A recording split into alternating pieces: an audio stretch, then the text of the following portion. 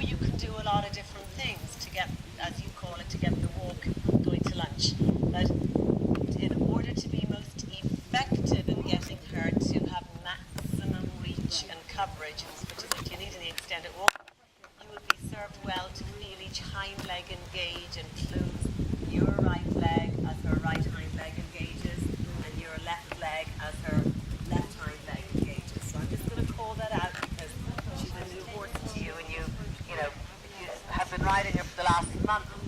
I'd expect you to feel it, but you haven't been. So it goes right, left, and now start to use a little right leg, left leg, right leg, left leg, right leg, left leg, and see how much ground you can get her to cover without her getting good, and the arm and elbow has to move, don't stick your chin out, good girl.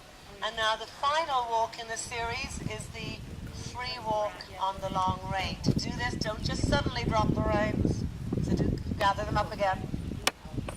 You did get to free walk, you actually did accomplish the right goal, but you want to gradually but efficiently feed the rein to her, that it's there, and the school horses learn to do that.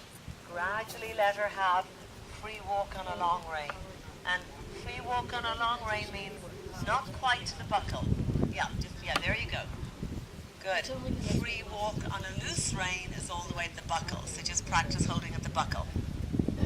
So that's free walk on a loose rein. Now show me free walk on a long rein. And these are things you can teach your students, right? And now let's make the transition with your heel down back to medium walk. That's the one you also know as working walk. It's just the ordinary walk.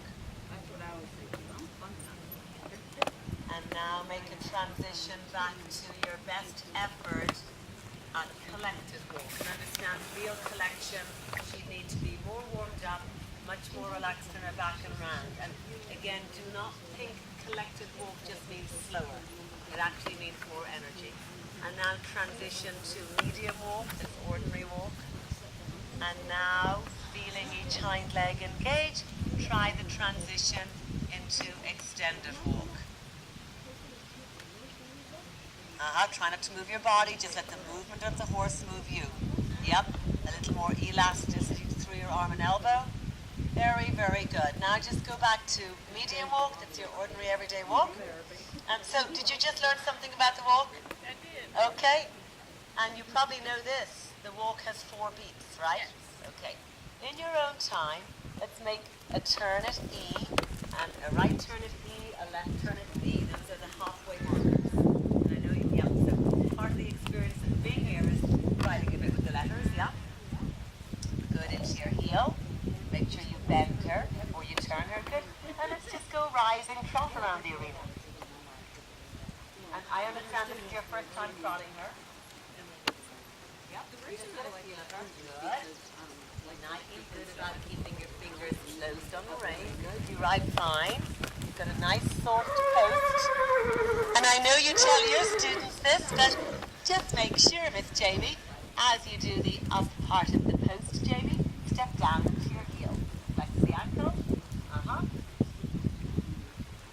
And, I ride a lot of different horses all over the place. And I do know when I first get on a new horse, it's really easy to, pick up the trot and go, I want to fix 5 things. But I have learnt over the years to do exactly what you're doing, and this is good that you're a bit more natural about it than I seem to be. But you're very nicely just accepting what Bubbles is giving you. You're trying to find out what does she do well, and what does she do well? She trots obediently. She has a nice rhythm. She seems to be pretty soft in the bridle, right? So it's very important when you ride a new horse to kind of take what they offer you and work with that rather than going, oh my gosh, she travels a bit with her haunches in and she could be a bit more supple and, she's not bending around my inside leg. Now when you're ready, make a change of direction anywhere in the arena.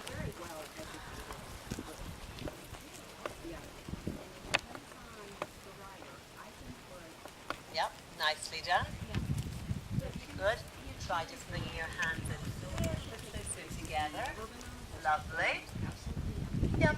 trot large this way, and you should now be kind of assessing which way does Bubbles feel easier, because as you know, yeah, exactly. And it's not your job to fix her today. And in fact, she's the type of horse, she's such a good girl. You know, really leaving her to her own devices is the thing to do when they're a little older and they're worth their weight in gold in a riding school. But being aware of which side she maybe needs a bit more help. Well, yeah, and what do you feel on this side? Stiffness. So, do you know of any exercises you might do? And there are a multitude of them. Any exercise?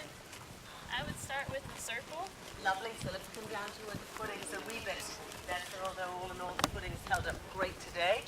And on that circle, just kind of chat to her a little bit about some bend or flexion.